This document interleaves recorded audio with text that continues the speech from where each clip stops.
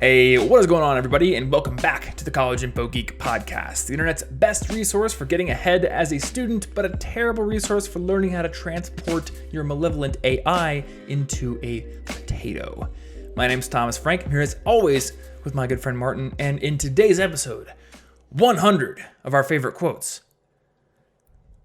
Sorry, scratch that. 6. Oh. 6 of... That's good, because I'm not even sure I could list 100. I'd have to just make up a bunch of stuff. Just take a Dr. Seuss book, take every single sentence, and say, that's one of my favorite quotes. Well, I mean, some of my books, I have like tons of really good quotes I could pull out of, but 100 is still... I need to intake more data. I could do 100 I got to intake more articles and more books to get 100. I mean, honestly, the hardest part of this episode was coming up with just 3. Because... I've got 3 and like 10 below it that I have marked as not chosen. Yeah. On my my newsletter that I send out every week, I put a quote at the bottom. And it's usually just like something that I've listed in Evernote or something that really stuck out to me. And I've been doing the newsletter since I think like April of last year. Oh. So I have that many quotes. Oh, okay. However many weeks it's been since April. And then also more that I've just bookmarked in books and all kinds of stuff like that. Okay. And where do you get your quotes? Just like things I read. Like, are they or sometimes things people say to me. Like one of my favorite quotes on here that I'm going to talk about is just something that an old boss of mine told me. Oh, while we were in a you're golf fired, ride together. Thomas. That was what it was. Yeah, good quote. Actually, you know what? I probably could have put that on my list too. I did get fired from a job once. Yeah, that was a learning experience. You done goofed. I think we've talked about that in the podcast before. Anywho, so I guess like kind of the inspiration for this episode came from that 4 mindsets video that I did a few weeks ago, because we were filming it, and I think it was you who said like we could do a podcast on every single one of these mindsets. Yep. On its own. And it got me thinking. I was like, yeah, simple ideas often spawn good conversation.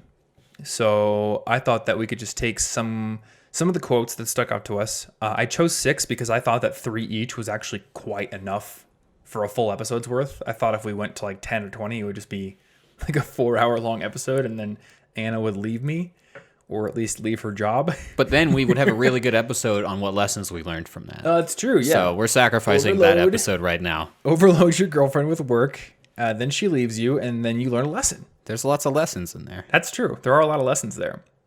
So we're going to go through 6 quotes, and I'm going to let you start with your first one. All right. Well, the first quote I'm going to pick is from my first or second book. My quotes actually come from fiction. Like your first book that you ever read? Ever?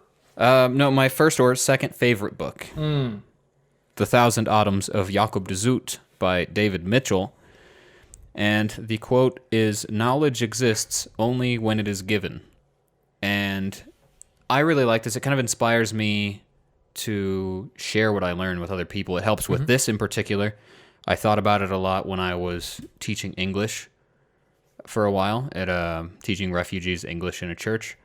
And it's just sort of a reminder that if I figure out all this stuff, or I think really hard, and I don't use it to help somebody or to help other people, and I don't propagate the things that I think about or discover, then they don't do anything. It's not helpful, and we exist as a community.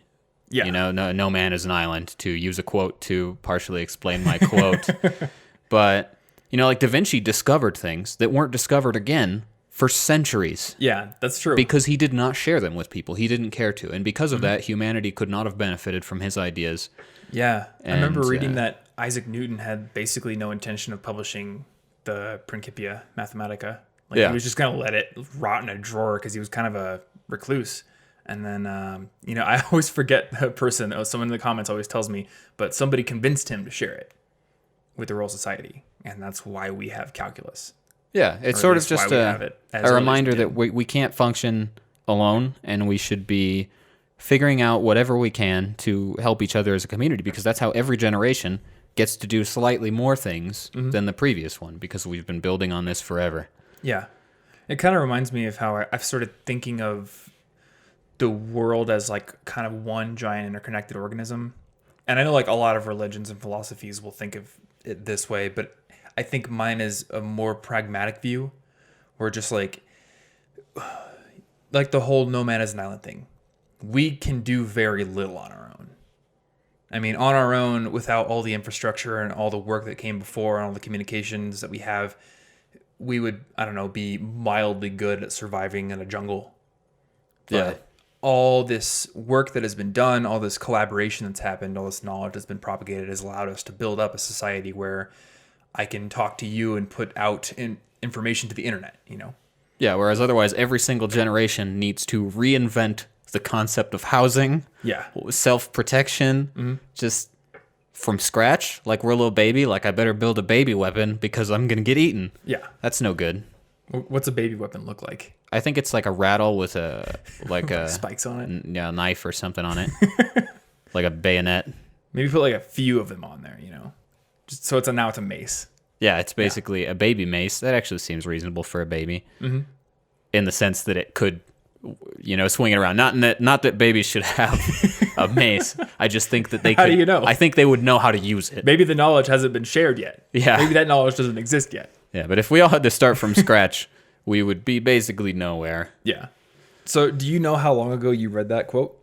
I mean, I guess I could find out when I read that Or book. like generally how long ago? Was it like when you were a kid, like several years ago? A few years ago. Okay. Do you think it's like changed the way you go about your daily life or like your goals or? Well, it just makes me I want to share the things I learned. I've been writing a language learning article recently, and like I have this huge drive to share all of the random things that I've thought of or discovered or tried and failed. Yeah. And I just have this urge to help people with anything that I end up decently good at, or that I discover something that I'm bad at, and like here's why I'm bad at it and why a different method might be better. Yeah. I don't. Teaching seems to be almost an instinct at this point. I just want to.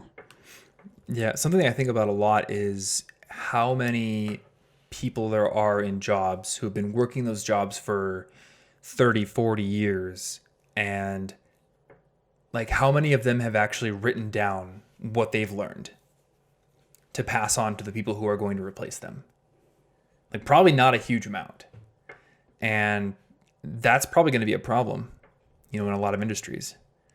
So, Oh yeah, that's why legacy stuff yeah. gets stuck, because then nobody new can come in and fix it, and you're like the one dude who still knows Fortran. Yeah, it's like we could just code new apps in like Node.js or like, I don't know, McDonald's.js. That's the next one that's coming out. Like probably. eventually you have the same problem where nobody knows it because they. But everything that's currently working is running on old systems, and like barely anyone knows how to work them. Yeah. So we're just like hoping that they keep running and we can't upgrade things.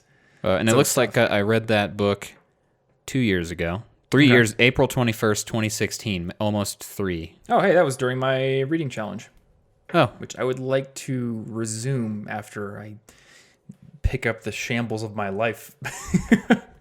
Oh, yeah, I guess I should probably mention to all the listeners who are like, why does it sound different? I have moved. This is a new house. And the video audience can see that we have put a lot of work into the set so far. it's very complex. We've got our patron saint, Cave Johnson, on the wall and nothing else. You can imagine that the entire house is set up just as well as this studio. And you would be right. Hey, the office is set up pretty well and the basement set up pretty well. But yeah, the studio has not gotten a whole lot of TLC. Well, so I moved and I got this insatiable desire to reorganize my entire life, which, I mean, it's been a long time coming.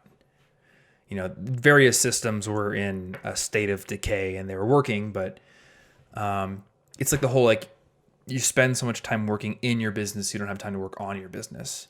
Yeah. You spend so much time working in your systems, you don't have time to work on your systems. And due to holiday travel and a million different things that happened throughout December and January, I was basically just working all the time on getting content out and moving and helping people move and all kinds of stuff that I have not had time to revamp my systems. And I remember reading in The Power of Habit that people tend to change their habits when they move. Like people are very likely to change the brand of breakfast cereal they eat when they move to a new house. And that's very true. We moved to this house and I was just like, I want to revamp my Evernote setup, which is coming next week. And I want to finally clear out my to-do list and all these things. Yeah, it's really, really cool. Like, we're so habit-based Yeah. And that part is both, good and bad. But it's really cool that as something as simple as just moving Yeah. can change all of it. It just upends all of your routines. That's why 'Cause every you're time in a I totally go on different place. every time I travel, I like come back with a million ideas in my head. I'm like dictating notes in the car. Mm-hmm. And, then as soon as I step back in the apartment, I'm like, Because you realize I can't do those ideas. I got a bunch of things I got to do. Dang it. I have to unpack. I have to put on pants. It's like it I'll do that becomes next the old Thursday. habits immediately, but for just that brief shining moment, Yep. life is new. And I guess, here's a question. How do we capture that and act on it? Maybe that should be an episode. Yeah. How to capture and act on the motivation you get from travel or moving or cool experiences. Yeah, how do you not slide right back into the stuff? Yeah. How do you not that you're slide tired back of? into the daily slog? That would be an interesting episode. All right, so let's move on to my first quote. So yeah, people now they know the sound quality is not nearly as good because I haven't gotten time to put 1,000 bricks of foam on the wall yet. I tried. He took them all down. I did. It's his fault. That's entirely. because they were too straight. I want them a little crooked. Oh, okay. See? Yeah. Makes sense. And I was amused at how crooked the picture was. Pretty sure we're crooked, actually. That's true. Yeah, I have no idea how level the house is. Cave Johnson couldn't possibly be crooked. No, not at all. All right, my first quote is from the artificial intelligence researcher Eliezer Yudkowsky, who also wrote Harry Potter and the Methods of Rationality. And the quote goes like this: "Do not flinch from experiences that might destroy your beliefs. The thought you cannot think controls you more than the thoughts you speak aloud. Submit yourself to ordeals and test yourself in fire. Relinquish the emotion which rests upon a mistaken belief and seek to feel fully that emotion which fits the facts. If the iron approaches your face and you believe it is hot and it is cool, the way opposes your fear. If the iron approaches your face and you believe it is cool and it is hot, the way opposes your calm. Evaluate your beliefs first and then arrive at your emotions. Let yourself say, if the iron is hot, I desire to believe it is hot. And if it is cool, I desire to believe it is cool." So this, and I think this quote is a great distillation of a lot of the rationality concepts that I started learning about when I read that ridiculous Harry Potter fan fiction. Yeah. Which is a thinly veiled attempt to teach people about rationality and heuristics and biases and all these things. But before I read that book, I was a much more dogmatic person. And I don't think that I was the kind of person who wouldn't change my beliefs in the face of evidence, but I was much more likely to go seek out evidence that fit my beliefs to challenge observations I would make. And I was very much the kind of person who was like, principles matter and morality is objective and all these kind of things. And then I read that book and I started to question a lot of my beliefs, and I started to try to become the kind of person who has like this almost constant mental loop of evaluating my own mental models and beliefs given the observations I make, given the evidence I receive. And I think that process made me a person who is more open to being wrong, more able to ask, how am I wrong? And I think it's made me more humble and also better able to believe what is true. So, yeah, and then that book was the fictional book was the one that sort of unlocked all that in my head, but I think this was it's a good distillation of it. Yeah. And anyone who wants to read, and anyone who doesn't want to read a Harry Potter fan fiction but does want to read about rationality and wants to become more rational, lesswrong.org has an entire series of articles that he wrote that are not fan fiction. Yeah. They're just good articles on many of those topics. And I think that going through some of the introductory series on there is a good idea. Yeah. So that's my first one. You're making my quotes look short, Tom. Oh, the other ones are really short. Oh, okay. That was the one that was long. Yeah. It's so interesting how that fanfic happened to do the same thing for you that Kurt Vonnegut's Sirens of Titan did for me. Mm-hmm. With the whole morality is much more subjective than I originally wanted to think. Yeah. And things are often not what I think. I might be wrong. Mm-hmm. So the next quote will just be from that book. Oh, is it? Okay. Yeah. From the Sirens of Titan. I was a victim of a series of accidents, as are we all. And I really like this quote. This is sort of a reminder that nobody gets to really be 100% better than anybody because Yeah. to a degree, a large amount of our lives is sort of luck. I was born in Iowa in this particular body with this particular mind to my particular set of parents for no apparent reason. And I could have been Gandhi instead, but I didn't. That's true. I didn't be Gandhi. Oh well. But yeah, it's just like we're all just people. People are just people, and you can't just judge anybody based on I don't know situations that they're in or maybe where they come from, or you're like that culture's weird or something like that.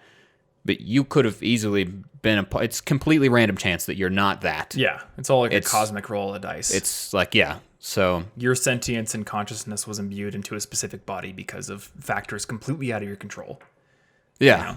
Yeah, so it's actually another thing that's like you might be wrong because the culture you grew up in, the things that you grew up believing in, also a product of random chance. If you grew up in a religious household and you're very religious, that religion was probably largely brought to you by your parents. Yeah. What if you had parents that weren't religious? Would you have found your same way to the same religion? Maybe, but you don't know that. Yeah. So everything is just more complex than one might want to think. Simplicity seems nice. Yeah. But that's not necessarily what we have when you want to get down to human beliefs. And I think that word victim might be a little misleading here. Oh yeah, Because, well like, it fits the we're all a victim fits of the story random pretty chance, well. but we're all also a benefactor of random chance. So I don't know, like successful people have a tough time attributing their success to factors beyond their control. Or maybe they will, they'll throw that part of it a bone, but then they'll come right back to all the work they put in. Yeah. And you notice a lot of people will say like, well, I've gotten to where I am because I worked hard. I had a good work ethic, all these things. And spam caller has decided to call me on my iPad, which weirdly broke through my do not disturb. So thank you, spam caller. Huh. I guess that spam caller. We should have answered them and put them on. They could have been a guest. Yeah. Hey, spam caller. Do you know that you're a victim of random chance? But we're going to give them an existential crisis. You have a choice to not spam call me and to go and do something useful with your life instead. Yeah.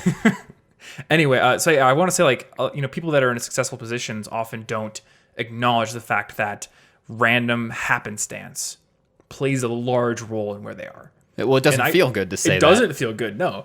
But like if you like picture yourself in a tougher position, it would be much easier to ascribe a rough position to random chance. And if I were to go get like, I don't know, hit by a car today and I'm like just dwelling on my broken body and I'm suffering, I would have probably said like, that's random chance. I wouldn't have. You wouldn't say, that I'm to, so dumb, I get hit by cars. I was just an idiot. I stepped out into the road, wasn't looking where I was going, looking at my phone. No, it was like, why did that car have to be there at that exact second? Yeah, we only want to take credit for what seems good. Yeah. Yeah. So I don't know, when dwelling on your successes, I think it's important to understand the role of serendipity. Yeah. And on the other hand, though, it's not like you can still work hard and do stuff. Right. Like I firmly believe the way to get to success is when you first get your foot in the door, that's often random chance. But if you're not prepared for that random chance, or you haven't been putting yourself out there, you won't get that chance. Yeah. And then as soon as you get your foot in the door, you have to like fight as hard as you can, never to let it close. Exactly. Never. Yes. But so part of it is chance, but it's up to you whether you do anything useful with the good chances you have. Yeah. And this isn't on my list, but there was a quote by, I think, Jim Rohn that was like, success is simply fundamental principles put into action day after day after day. Something like that. I'm paraphrasing. But it's true that, an opportunity may come at a random interval, but it's up to you to both seize on it and then continue to exploit it, over time. Like, there are many, many random chances that have allowed us to build this business. But if we were just like to stop caring or to start putting out like crap content, that you're not going to be able to take advantage of that wouldn't do opportunity for very anything. long. Exactly, right? Like you have to keep working. And even with the whole random chance thing, like I believe the more work you put in, the more consistent effort you put in, the more chances come your way. Or maybe a more accurate way to say it is the more you put yourself in the correct position to take advantage of an opportunity. Yeah, so Like, maybe a famous YouTuber crosses your path and like you never put in any work, so nothing happens. Or the same thing happens, but you've been putting in tons of work for years and they're like, hey, I think I've actually seen your videos before. And then you start talking and all kinds of cool things happen, you know? Yeah. To use another cheat quote, this is going to be conversation in quotes on accident. 6 quotes But plus another 4 bonus quote quotes. that I came across looking for this, it's in the Thousand Autumns of Jakob de Zoet again, but I don't know that they're not quoting a real quote. They might be, but it's a double quote. one pays an army for 1,000 days to use it for one, and I think that's pretty relevant here. I think about that a lot. Like, a lot of what we pay for is an option. Like, I am not currently at the climbing gym. Yeah. And I didn't go yesterday. Should have gone. Honestly, was very, very, very busy yesterday. I'm not watching Netflix right now. But, I'm paying however many, like $80 a month for my membership because it gives me the option of going and using that resource anytime I want. Yeah. Same with like insurance. Like my house is not burning down. Knock on wood. I think this is wood. Is bamboo considered wood? Bamboo's It's not technically a tree. like more of a grass type thing. There's nothing. I don't know if that's technically MDF. what I I would think call that's it, wood. but yeah. So the house is currently not burning down. But if it did, on the off chance, I am going to be very thankful that I had insurance. Yeah. And actually, I don't think it really counts. Like, I don't think that example actually holds up because I don't own this house. So the landlord's going to be very thankful that he had insurance. They will be very thankful. I'm going to be very, very thankful that I had renter's insurance for all my stuff. Wonder how many like cheat quotes we're gonna sneak in here in our descriptions of other quotes. We've at least put in There are two? at least there's 3 more because I used one and then you used one and then I Okay. just 3 cheat bonus quotes. Tons of them.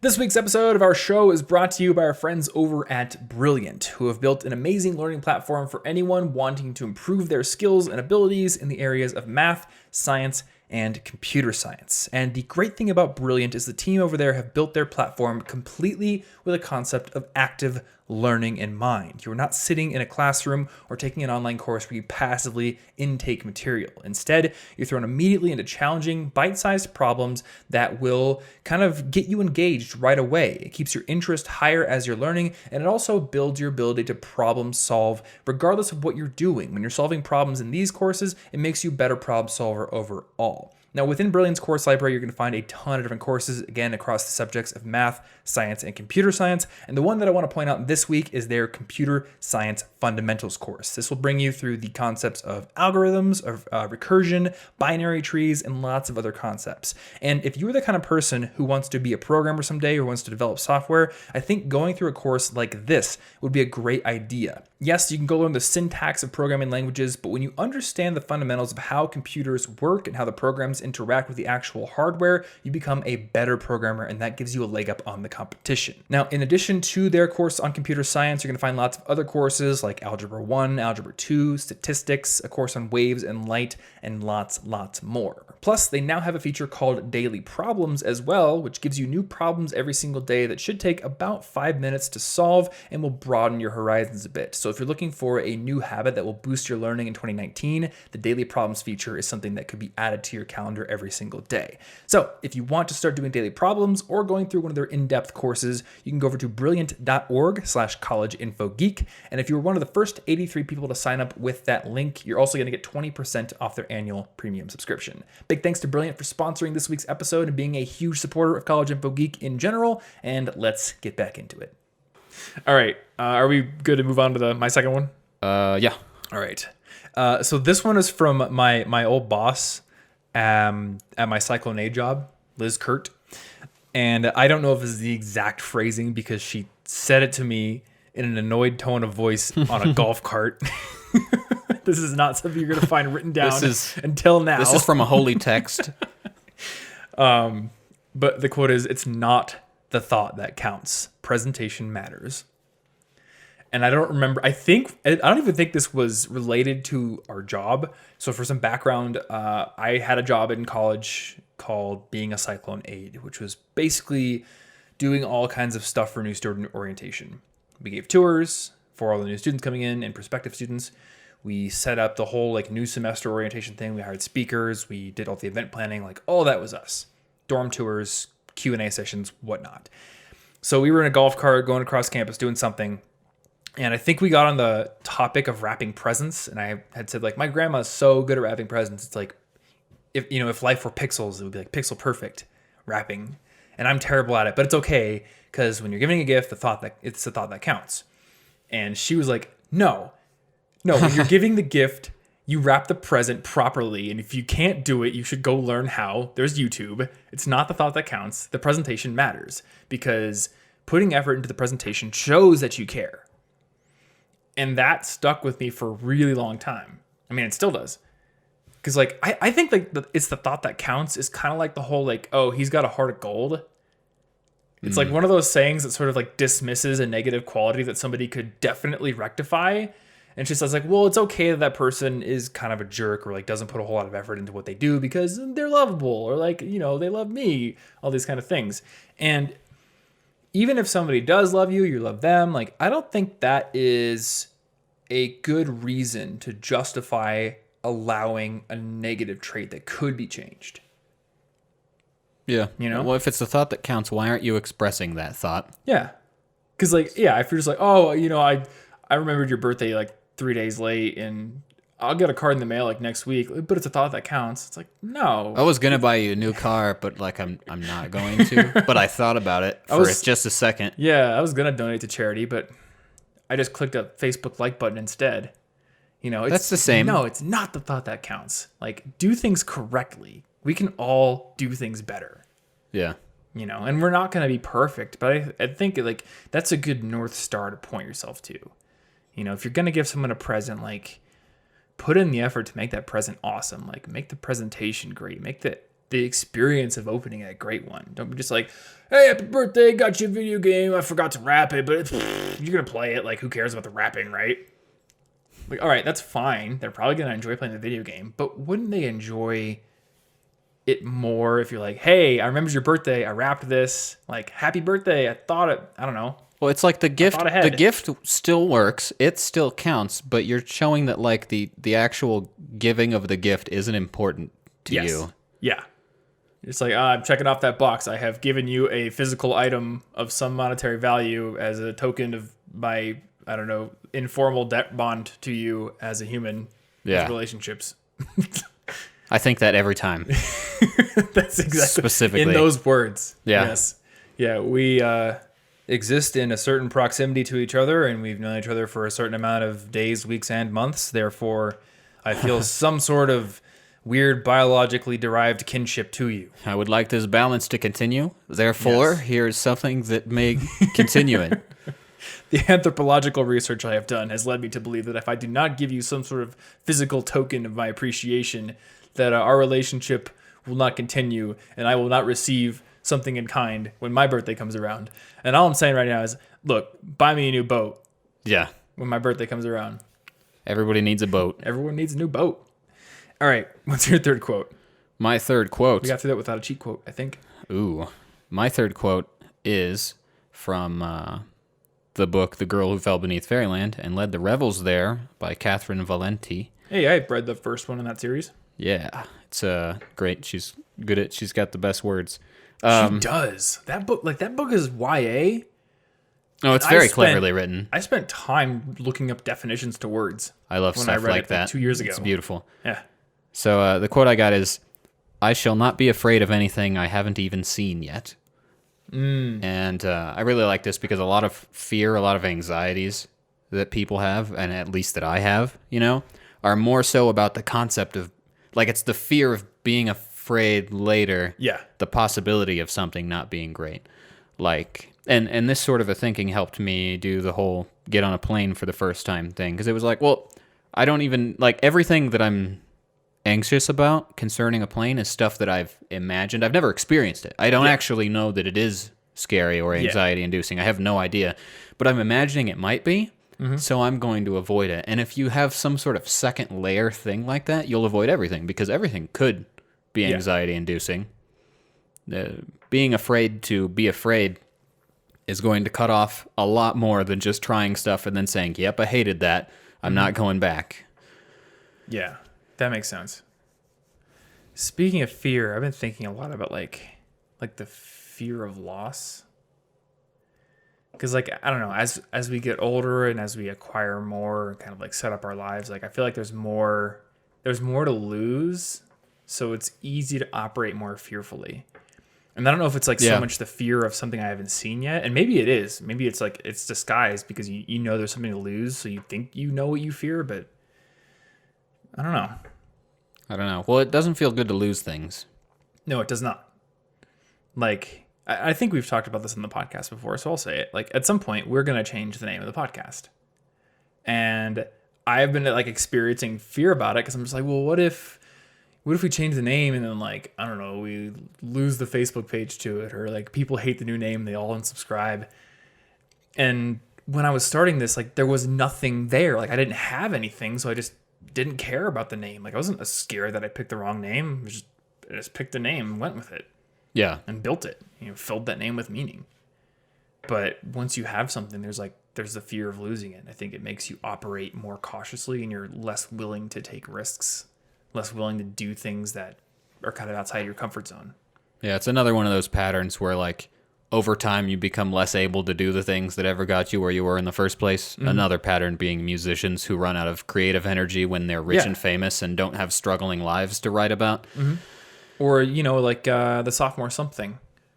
And I think the sophomore slump comes from like that, but also the whole, what's the word? Over-justification effect. Where like you had no expectations for the first album, so you just poured your heart into it and did whatever you wanted. And then the second album, it's like there's all these critics and fans, and you hit like platinum with the first one, so you got to hit double platinum with the second one. It's like all these external expectations. Yeah. And they just stifle creativity. I've just been wondering, like, how do we cut fear out of the equation? How do we cut external expectations out of the equation and enable creativity? I don't know. It's interesting because, like, yeah, you didn't fear the first time. It's the same thing. Yeah. If your project doesn't work out, nobody likes it. That could have happened the first time, but you weren't taught to fear it yet. Mm-hmm. And if it didn't work out the first time, I mean, that might have been what you were expecting. Yeah. I guess that's the difference. Yeah, the first time you do something, your expectation is maybe not failure, but not virality, not, it's not great. Breakaway success. You're just like, I'm just going to do it because I'm going to do it and probably won't go anywhere. I remember I literally have a Facebook chat log with a friend of mine in college saved. And we were talking about the formation of College Info Geek, and he was just like, who knows, maybe it'll take off someday. Nah. And we both had a good laugh about it. And now I look back on that and it's like, oh, it actually did take off. That was not the expectation we had. Yeah. But once you get there, then like that becomes the expectation. And your brain still knows it like should be unlikely. So you feel like you have to, I don't know, operate the exact way you did the first time. That's the way it worked the first time. Yeah. Well, if you do that, you just become a pattern and everything loses its originality and its passion. Yeah. I've Googled this numerous times and I cannot find the name, but I heard about like this Russian author who every time he would get a bestseller, he'd go gamble all of his money away on purpose just so he wasn't rich and complacent. Oh, yeah. I can't remember because their like name every right time now. I Google it, like there's a Russian author that does come up who had gambling problems, but it was never like, I can't find the article where it was like he did this for this reason. And maybe, I don't know, maybe he like said that as a justification and that's where the story came from. I'm not sure. Yeah, we can't ask. But as an idea, it's pretty cool. Yeah. All right. That was your third one, right? Yep. Cool. All right. Well, I saved my favorite for last. I think my favorite quote in the world is "He who questions his training only trains himself to ask questions," from the movie The Mystery Men. Oh. Because the Sphinx says that, and then one of the people's like, "Yeah, but why do I have to wear watermelons on my feet?" The Sphinx is like, "I never told you to do that." I just love that. My favorite real quote is from Bruce Lee, and it goes, "Adapt what is useful, reject what is useless, and add what is specifically your own." This is like one of the main mantras I live by. I'm constantly looking for like the gold nugget in anything that I'm told, anything I read, anything I see. And I think there's a lot that can be learned from this quote. For example, the whole like you can learn from anyone kind of thing. Like I occasionally see people in my YouTube comments. So like my Why You're Always Tired video starts out with like a joke. I'm like, the only reason that you're any different than like J.K. Rowling and Saitama from One Punch Man and Elon Musk is because you're always tired. because I'm setting them up as like successful people. And I've had a few people in the comments go, this video is invalid because you're using J.K. Rowling, who's a super liberal, as an example. And I'm like, Aha, I see they've thought this through. Your tribalistic brain has decided that because she follows a different political ideology from you, that all of her success and all of her skills are absolutely invalid, and she's actually not a successful person.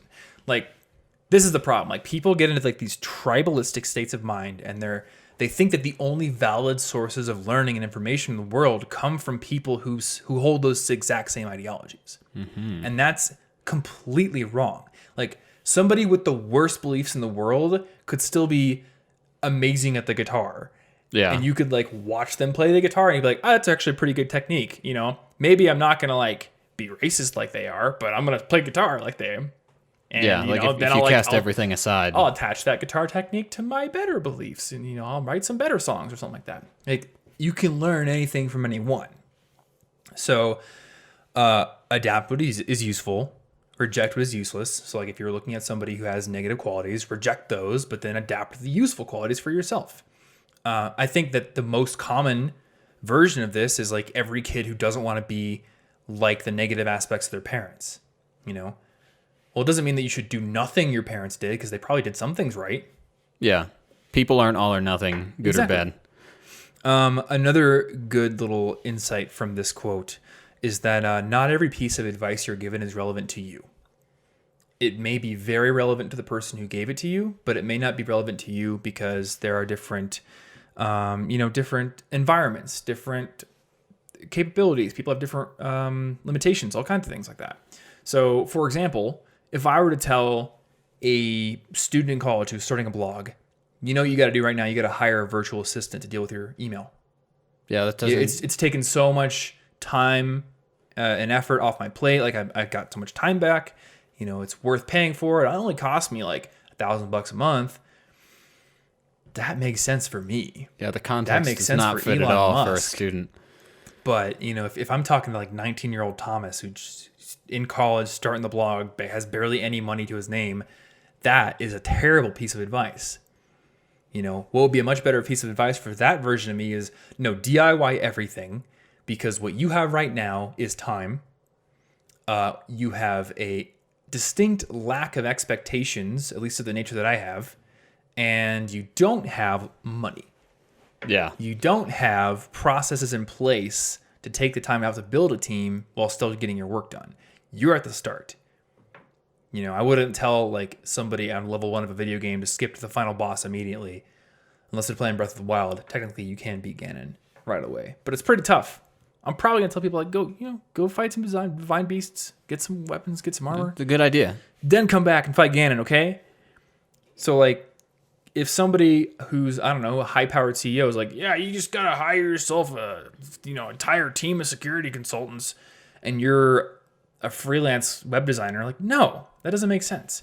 And you're rarely gonna get something that's like that blatantly non-applicable to you. But there are a lot of pieces of advice out there that we assume are correct because they come from sources of authority, and they're not. Yeah. I remember when I was a younger blogger, Derek Halpern from Social Triggers was like kind of hot and really big in marketing circles at the time. And he was always like, you got to spend 20% of your time on content creation, 80% of the time on promotion. And like he said it like it was truth. But I feel like that is completely wrong. Because if I'm spending only 20% of my time on making content, then how good can that content be? If I'm taking like, if I have an 8-hour workday and I'm spending like, only 1.5 hours writing my articles, and then I'm spending 6.5 hours like trying to tweet it or trying to, I don't know, do marketing some other way. Like, those activities aren't useless, but at the end of the day, like, what I'm putting out into the world is content. That has to be good. So the majority of my time should be going there. Yeah. Everything ends up being subjective, and you can't just follow what people you like believe, and you can't disregard what people you don't like believe. Yeah. And all this is really just people are dumb with their beliefs. We really like stuff that justifies making us feel like we were already smart. Yes. Yeah. So, and I forgot about this because I've made like 150 videos now, but a way long time ago, I made a video called "Your Brain is a Library of Stuff That Works." And what I mean by that is like, through your own experiences, through your own trials and tribulations, you are going to find things that work for you, and you're going to find things that don't work for you. And the only way you're going to figure that out is by, number one, learning, and then number two, applying what you learn and figuring it out. Yeah. You know? And having broad experiences so that you get a chance to learn things that you wouldn't have known at all in your normal circumstances. Yeah. Yeah, exactly. So those are our quotes. I think we had technically 9. Yeah, there were a bunch. There was some cheaty Well, face ones. I almost had another cheat quote. What was it? That gets us to an even 10. Oh, okay. Well, there's this one from Mark Twain, also from a book, but I didn't read this one, so I can't say I pulled all of them directly from fiction I've read. Okay. It's so on the whole, you should experience things and try things out for yourself. Travel is fatal to prejudice, bigotry, and narrow-mindedness, and many of our people need it sorely on these accounts. Broad, wholesome, charitable views of men and things cannot be acquired by vegetating in one little corner of the earth all one's lifetime. Basically, you can't know at all the experiences of, the billions of other humans. Yeah. So you cannot make good assumptions about anything. And in order to expand your mind, you need to see things you would never have imagined first. Yeah. That's a good one. I remember my trip to Japan really broadened my horizons. Yeah. Just made me think very differently. Well, I mean, I feel like this is part of the reason there's that thought where, like, if you go off to college, you like, end up different from all the people that stayed in hometown because you went and experienced a dramatically different thing, and you realized, oh, the way maybe I did things in my hometown isn't the only way, and maybe not even necessarily the right way. That's interesting. There are so many different ways, and yet everybody manages to survive somehow. Mm-hmm. Yeah, exactly. That was definitely a life-changing experience for me. Well then, I guess that was 10 quotes. Bonus quotes, yeah.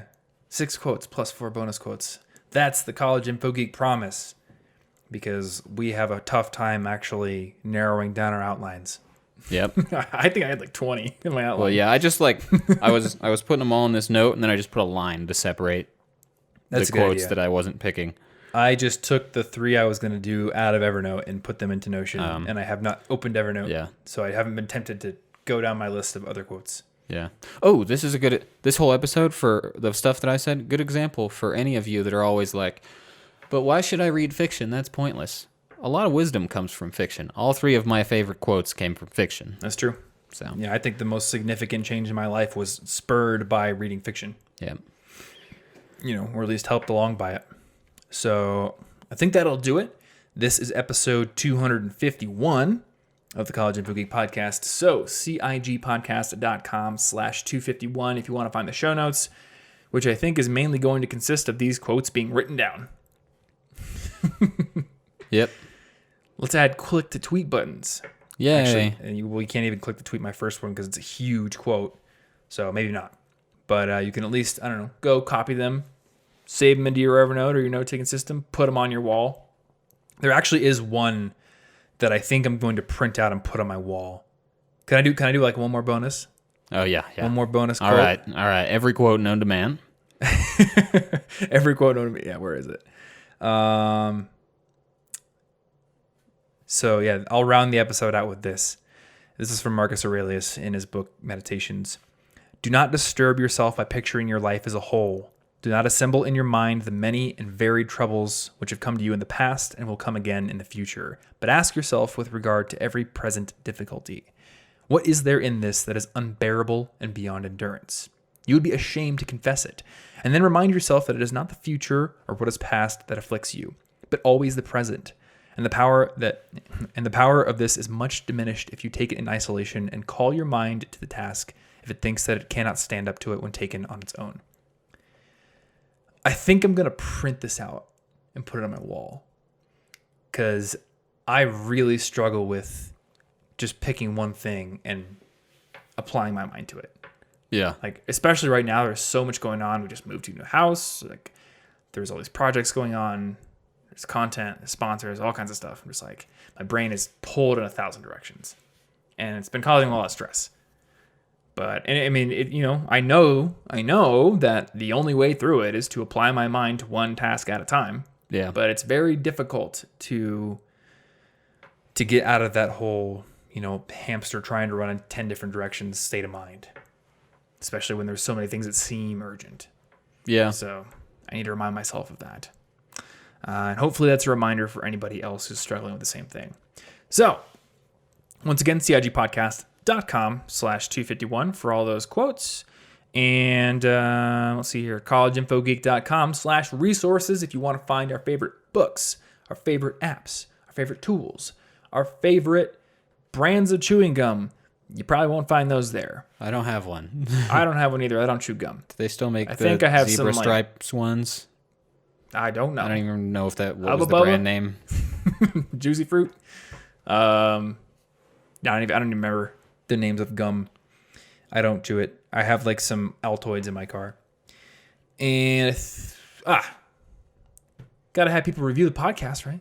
Nah. If you want to support this show, you can go over to iTunes or Apple Podcasts and leave us a rating and review. All you gotta do is open up iTunes or Apple Podcasts on your phone, search for College Info Geek, and then hopefully hit the 5 stars if you like this show. And also just leave a review. I don't know. Could be some emojis. Could be like what you hate about the show. I don't know what it is. I like emojis. But I do like going I'm and hip seeing now. reviews. Yeah. Are you hip? If I like do emojis. you have emojis in your Todoist tasks? I mean, not tasks, projects? Because I do. I have it in my accomplishment log. That's pretty good. So they're everywhere. I'll allow it. All right. I think that about does it. So as always, thank you guys so much for listening or watching and hanging out with us. And we will see you in next week's episode. Stay cute.